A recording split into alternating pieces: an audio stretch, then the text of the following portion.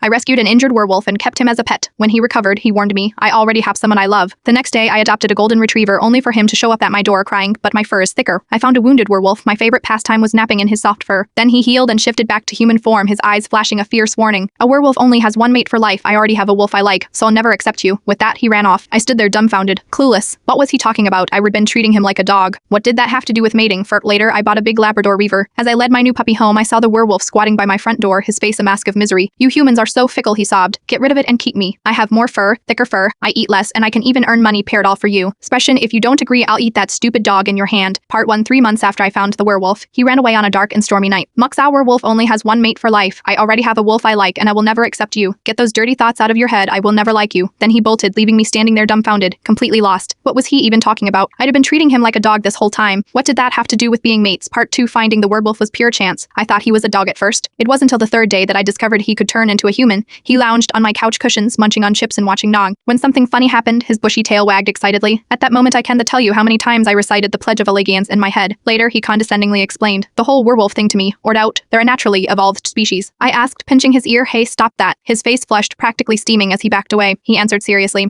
I eat meat. I don't eat dog food. I am not some lowly species like a dog that wags its tail and begs humans for scraps. He was going to be high maintenance. Part 3. And the werewolf's departure was completely out of the blue. I thought about it for a long time but couldn't figure it out, so I gave up. Life went back to normal until 2 weeks later. I had a meeting with a potential client at a coffee shop, so I took my laptop and headed over. While we were chatting, I happened to glance across the room and saw the werewolf. He was in his human form, tall, muscular, dressed in a sharp suit, with cold, indifferent eyes. He leaned against the railing, looking down at everyone with an impatient expression. Miss Evans, do you know Mr. Gray? The client asked. Noticing me staring, he sounded hopeful. Mr. Gray is a major shareholder in Wrong & Corp. I chose this place specifically because he's a regular here. Perhaps you could introduce me? I froze for a moment, then realized he was talking about the werewolf. I shook my head. Marshto, I don't know him. I just thought he was fun, handsome, sorely. The client sighed, his disappointment obvious. He was noticeably cooler to me after that. I didn't really care. I finished my presentation, paid the bill, and then saw the werewolf talking to a stylishly dressed woman. They were standing very close, practically on top of each other, as if he had his arm around her, more like they were kissing. I looked away unfazed. On the way home, I passed a pet store and saw a big puppy in the window, a yellow Labrador. I put my hand on the glass and he looked up at me, grinning and lifting his paw to touch mine through the window. In that instant, I knew I had to have him. Part 4. Having a dog was so much easier than a werewolf. The dog didn't talk back, loved his kibble, and was very well behaved. When I wasn't home, he just lazed around on the rug waiting for me to take him for a walk. I took him everywhere. The beach, the aquarium, SeaWorld. One day I went to get coffee, and they wouldn't let the dog inside, so I tied him up outside and told him to be good. Suddenly 2 people appeared beside me, the werewolf and the woman he had been close to at the coffee shop. The woman sneered at my Labrador's wagging tail. Dogs, always wagging their tails for humans. Such a disgrace to the canine family. Beside her, the werewolf's eyes were dark, glowering at me. I ignored them, patted my Labrador's head, and whispered, be a good boy, buddy. Propastids will make you mushroom tonight.